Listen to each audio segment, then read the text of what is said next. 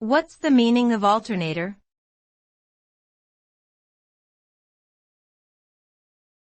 Alternator.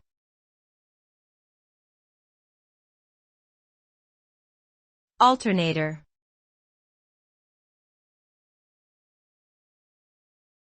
Alternator.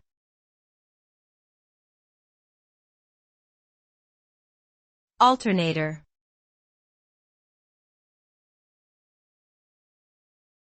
Alternator.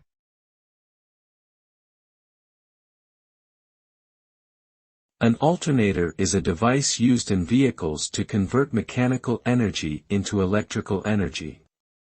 It functions by producing alternating current, which can then be used to power various electrical components of a vehicle such as lights and the radio.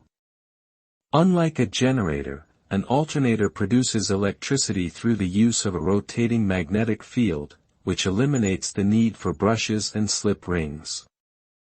Overall, an alternator plays a crucial role in ensuring that a vehicle's electrical systems operate efficiently and reliably.